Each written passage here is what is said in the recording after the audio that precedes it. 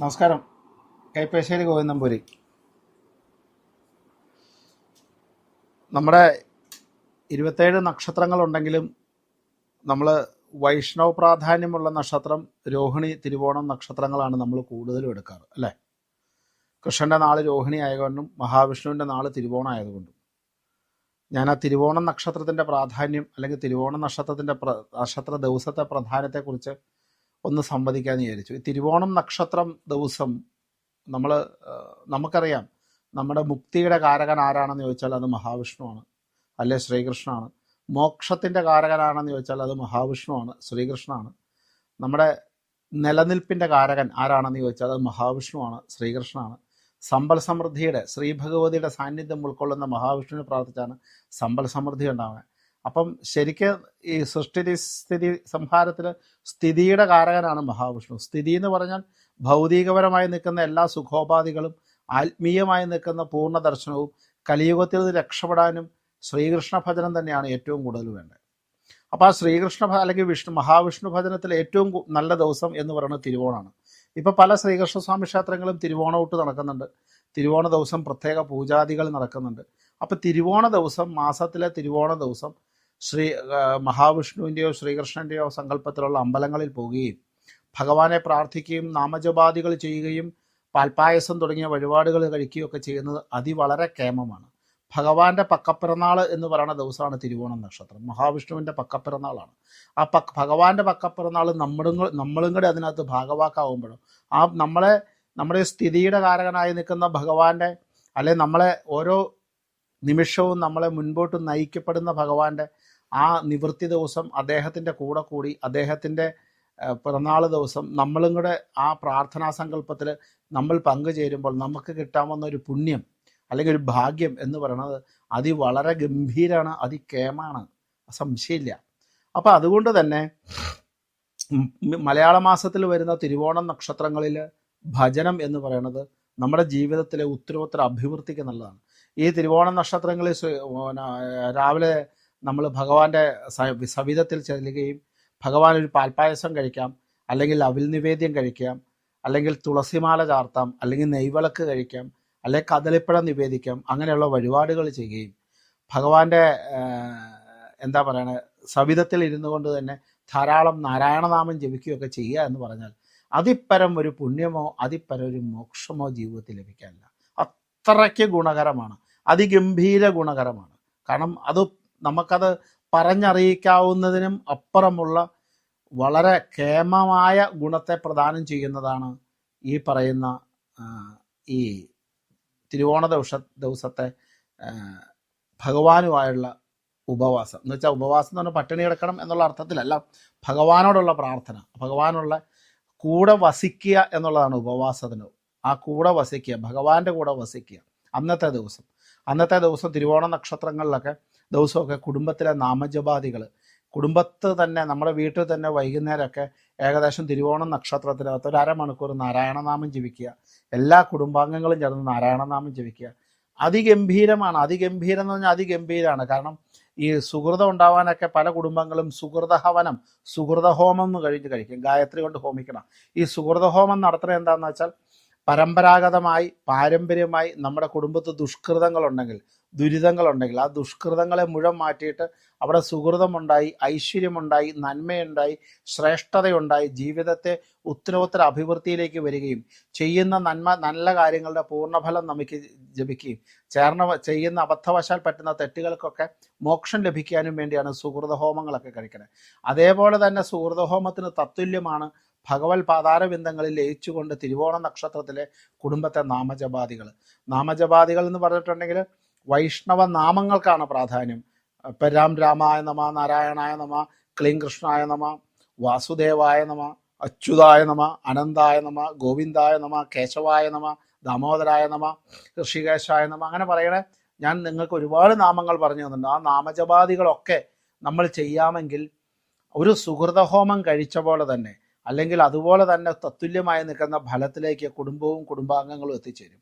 നമ്മൾ എന്താ പറയണത്, നമ്മൾ നല്ല വിത്തുകൾ പാകിക്കഴിയുമ്പോഴാണ് ആ വിത്തിൽ നിന്ന് നല്ല ഫലമുണ്ടാകുകയും നല്ല കായ്ഫലങ്ങൾ ഉണ്ടാകുന്നത്. അപ്പം നമ്മൾ ആവശ്യമുള്ള നല്ല വിത്തുകൾ നമ്മൾ മണ്ണിൽ പാകുന്നത് പോലെ തന്നെ ഈശ്വരീയമായി നിൽക്കുന്ന നല്ല വിത്തുകൾ നമ്മൾ പാകുമ്പോഴാണ് നമ്മുടെ പരമ്പര സമൃദ്ധമായ ജീവിതം എല്ലാ രീതിയിലും സാമ്പത്തികപരമായിട്ടും സന്തോഷം കൊണ്ടും ഐശ്വര്യം കൊണ്ടും സമൃദ്ധമായ ജീവിതം പരമ്പരയ്ക്ക് ലഭിക്കുന്നത്. അപ്പോൾ രാവിലത്തെ ക്ഷേത്ര ദർശനം അത് എന്തു വന്നാലും തിരുവോണം നക്ഷത്രത്തിലെ ശ്രീകൃഷ്ണ നാമജപം അല്ലെ ശ്രീകൃഷ്ണ ദർശനം എന്നുള്ളത് മുടക്കാതെ ശ്രദ്ധിക്കുക. മാസത്തിൽ ഒരു ദിവസത്തെ കാര്യമുള്ളൂ. ഈ മാസത്തിൽ ഒരു ദിവസം ഭഗവാന്റെ സവിധത്തിൽ ചെല്ലുക എന്നുള്ളത് എന്ത് പ്രശ്നം വന്നാലും ഞാൻ പോകിയിരിക്കും എന്ന് പറയുന്ന ഒരു നിർബന്ധം നമ്മൾ ഉണ്ടാക്കി വെക്കുന്നത് വളരെ നല്ലതാണ്. അപ്പം നമുക്ക് പലപ്പോഴും തോന്നാം, ക്ഷേത്രങ്ങളില്ലാത്ത നഗരികളിൽ താമസിക്കുന്ന ആൾക്കാർ എന്ത് ചെയ്യും? വിദേശവാസികളാണ്. അവർക്ക് രാവിലെയും വൈകുന്നേരവും നാമം ജപിക്കാം. തിരുവോണ നക്ഷത്രം നോക്കി നമ്മുടെ തൊട്ടടുത്തുള്ള ഏതാണോ മഹത്തരമായി നിൽക്കുന്ന വൈഷ്ണവ ക്ഷേത്രം അല്ലെങ്കിൽ നമ്മൾ പോകുന്ന വൈഷ്ണവ ക്ഷേത്രമാണോ ആ ഭഗവാനോട് പ്രാർത്ഥിക്കാം, ഭഗവാന്റെ കൂടെ കൂടാം, ഭഗവാന് നാമജപാദികൾ ചെയ്യാം, ഭഗവാനെ ഓർത്ത്. ഭഗവാൻ ലോകം മുഴുവൻ നിറഞ്ഞു നിൽക്കുന്ന ഒരു അദൃശ്യമായി നിൽക്കുന്ന ശക്തമായ സാന്നിധ്യമല്ലേ. ഭഗവാന് ലോകം ഏതെന്നോ ഇംഗ്ലണ്ടെന്നോ കാനഡ എന്നോ യു എ എന്നോ ഒന്നുമില്ല. അങ്ങനെയൊന്നും ഒരു സാധനമില്ല. ഭഗവാൻ കേരളത്തിൽ മാത്രം നിൽക്കുന്നതോ ഇന്ത്യയിൽ മാത്രം നിൽക്കുന്നതോ എന്നല്ല, ലോകം മുഴുവൻ നിറഞ്ഞു നിൽക്കണം ഭഗവത് ശക്തി. ആ ഭഗവത് ശക്തി എവിടെ ഇരുന്ന് പ്രാർത്ഥിച്ചാലും അത്യുത്തമായി നിൽക്കുന്ന ശക്തി നമുക്ക് കിട്ടും. അതിനകത്ത് യാതൊരു സംശയവും. പക്ഷെ നമ്മുടെ നാട്ടിൽ പോകാൻ പറ്റുന്നവരെ എല്ലാവരും, എക്സ്പെഷ്യലി ഇൻ ഇന്ത്യയിൽ താമസിക്കുന്ന എല്ലാ വ്യക്തികളും ഈ തിരുവോണ ദിവസം മഹാവിഷ്ണു ക്ഷേത്രങ്ങളെ, ശ്രീകൃഷ്ണ ക്ഷേത്രങ്ങളെ ദർശനം നടത്തുകയും നടത്തുക എന്നുള്ള നടത്തിയിരിക്കുക, നിർബന്ധമായിട്ട് ചെയ്യുക. ചില കാര്യങ്ങൾ എന്തുകൊണ്ടാണ് ഞാൻ പറയണേ അത് നടത്തണം എന്ന് പറയണത് എന്തുകൊണ്ടാണെന്ന് വെച്ചാൽ അതിൻ്റെ ശ്രേഷ്ഠമായ അനുഭവം എന്ന് പറഞ്ഞാൽ അതിഗംഭീരമാണ്. അതിൻ്റെ ശ്രേഷ്ഠമായ അംഗീകാരം എന്ന് പറഞ്ഞാൽ അതികേമത്തമാണ്. കാരണം അത് കിട്ടുന്ന ഫലം അതിഗംഭീരമാണ്. കാരണം തിരുവോണ പൂജ പ്രത്യേകമായിട്ട് ഇന്ന് എല്ലാ ക്ഷേത്രങ്ങളിലും നടക്കുന്നുണ്ട്. കാരണം അത്രയ്ക്ക് അറിവില്ലാത്ത ക്ഷേത്രങ്ങളിൽ മാത്രമേ തിരുവോണത്തിന് പ്രാധാന്യമുള്ളൂ.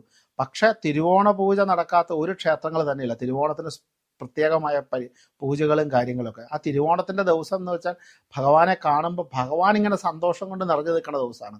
അദ്ദേഹത്തിൻ്റെ പക്കപ്പിറന്നാളാണ്. അപ്പോൾ അദ്ദേഹത്തെ കാണുന്നതും കേൾക്കുന്നതും അറിയുന്നതും അത്യുത്തമാണ്, അതിഗംഭീരമാണ്. അതൊരു വഴി.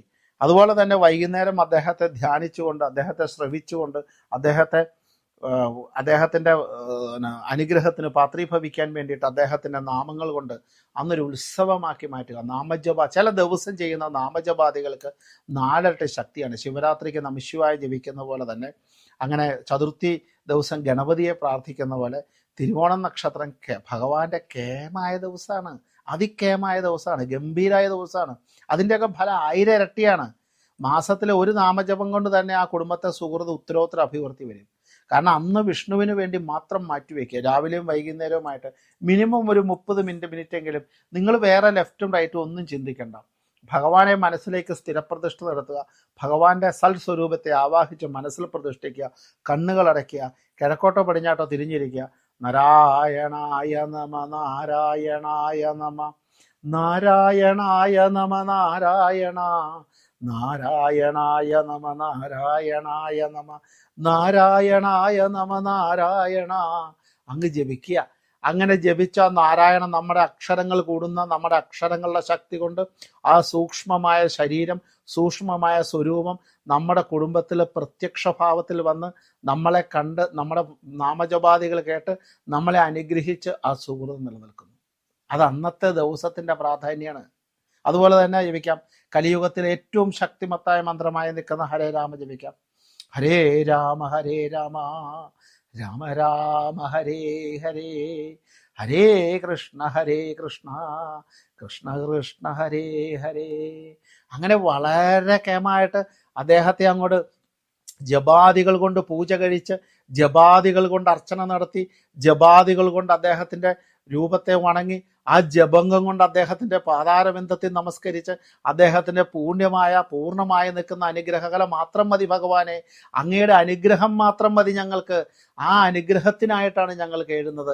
അങ്ങനെ അനുഗ്രഹത്തിൻ്റെ അദ്ദേഹത്തിൻ്റെ ദൃഷ്ടിയിൽ നമ്മളൊന്ന് പതിയുക എന്ന് പറയണ ആ സാധാരണ രൂപത്തെ മാത്രം തിരിച്ചുകൊണ്ട് ആ ജപാദികൾ നടത്തുമ്പോൾ നിങ്ങൾക്ക് കിട്ടാൻ പോകുന്ന അദ്ദേഹം നോക്കിയാൽ മതിയേ, ഒന്ന് നോക്കിയാൽ മതി, നമ്മളെ ഒന്ന് കണ്ടാൽ മതി, അവിടെ തീരുകയാണ്, നമ്മുടെ പ്രശ്നങ്ങൾ തീരുകയാണ്. ഒന്ന് ആലോചിച്ച് നോക്കുക, എത്ര കേമായ എത്ര കേമായി നിൽക്കുന്ന അവസ്ഥയാണ്. അപ്പം അതുകൊണ്ട് തന്നെ ആ ദിനത്തിൻ്റെ പ്രാധാന്യം അത്ര ശക്താണ്, അത്ര കേമാണ്. അതുകൊണ്ട് അത് മനസ്സിൽ നമ്മൾ ഉറപ്പിക്കുകയും വേണം. അത് നിർബന്ധമായിട്ട് ചെയ്യുക. അതിനൊന്നൊരു കോംപ്രമൈസിങ് പാടില്ല. അത് ഭഗവാന്റെ ദിവസമായിട്ട് അങ്ങോട്ട് മാറ്റി വെച്ചോളൂ. നിങ്ങൾക്കടെ ആ കേമായ ഫലം നിങ്ങൾക്ക് ഓർക്കുന്നതിലും ഒരുപാട് ഇരട്ടിയാണ്. അതുകൊണ്ട് ആ തിരുവോണ ദിവസത്തെ ഭജനം, തിരുവോണ നക്ഷത്രത്തിലെ ദർശനം, തിരുവോണത്തിൻ്റെ പ്രാധാന്യം, ഭഗവത് സ്വരൂപത്തിലേക്കുള്ള ലയനം, അത് മാത്രം ചിന്തിച്ചോളുക. അവിടെ നമുക്ക് തുടങ്ങുകയാണ് നമ്മുടെ നന്മകൾ. അതുകൊണ്ട് ആ ദിവസത്തെ നിങ്ങൾ ഓരോ ദിവസവും നിങ്ങളുടെ എന്താ പറയണം, അതിശക്തമായ ഭാവിക്ക്, അതിശക്തമായി നിൽക്കുന്ന പരമ്പരയ്ക്ക് അത് പാത്രീഭവിക്കുന്നു. എനിക്ക് സംശയമില്ല, അത് നിങ്ങളും ഉറപ്പിച്ചോളുക. കാരണം പരമ്പരയുടെ നന്മയ്ക്ക് ഭഗവാനാണ്, സമ്പത്തിൻ്റെ നന്മയ്ക്ക് ഭഗവാനാണ്, മോക്ഷത്തിന് ഭഗവാനാണ്, ലക്ഷ്യത്തിലേക്ക് ഭഗവാനാണ്, നിവൃത്തിക്ക് ഭഗവാനാണ്, ബുദ്ധിക്ക് ഭഗവാനാണ്, ഐശ്വര്യത്തിന് ഭഗവാനാണ്. ആ ഭഗവാനാണ് തിരുവോണം നക്ഷത്രത്തിൽ ജനിച്ച് അദ്ദേഹത്തിൻ്റെ അനുഗ്രഹമാണ് ഉത്തരോത്തര അഭിവൃദ്ധി. അതുകൊണ്ട് അത് ശ്രദ്ധിക്കണം. നമസ്കാരം. ഗോവിന്ദ.